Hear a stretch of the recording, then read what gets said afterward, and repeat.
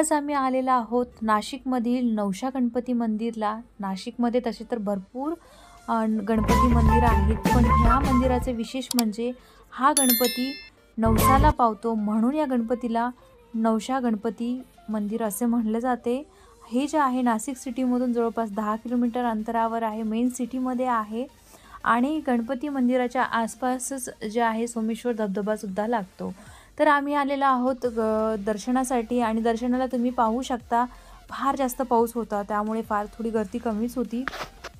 तर हे जे आहे पूर्ण मंदिर घंटींनी बांधले गेलेलं आहे। पूर्ण मंदिरामध्ये जे आहे पितळाच्या घंटी बांधलेल्या आहेत, म्हणजे एकदा तुमचा नवस जर पूर्ण झाला तर तुम्ही देवाला जे घंटी वगैरे बोललेलं होतात तर ते घंटी तुम्ही इथं बांधावे लागते। जसं तुम्ही बोललात की कोणाला 21 घंटी बांधणार, जर ही माझी गोष्ट पूर्ण होईल तर तुम्हाला तुमचं नवस पूर्ण झाल्यावरती इथे येऊन जे आहे घंटी बांधाव्या लागतात। हे अशा प्रकारे नवस फेडणी इथे केली जाते।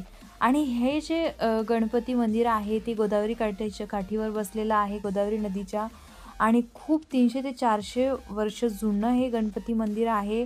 या गणपतीला जे आहे 4 हात आहेत, तर हे अशा प्रकारचे 4 हातांचा गणपती म्हणून सुद्धा या गणपतीला म्हणलं जातं। हा जो गणपती आहे नवसाला पावतो, म्हणून इथं भाविकांची भरपूर गर्दी असते नेहमी, आणि जे तुम्ही इथं नवस बोलशाल ते तुमचे सहसा पूर्ण होतात, अशी भाविकांची जी आहे आस्था आहे। आणि या आस्थेने लोक इथं भरपूर गर्दी करतात। श्रावण महिन्यात इतर लोकांची जी आहे दर्शनासाठी भली मोठी रांग असते, आणि सगळं मंदिर जे आहे तुम्ही जसं पाहताय व्हिडिओमध्ये अक्षरशः पूर्ण घंटीनी बांधले गेलेलं आहे।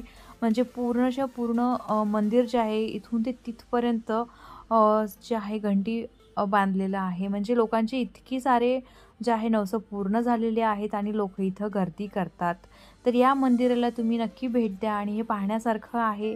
खूप पीसफुल वाटतं। थोडं पावसामुळे आम्हाला विशेष तिथं जास्त वेळ थांबताही नाही आलं, फार जास्त पाऊस पडत होता।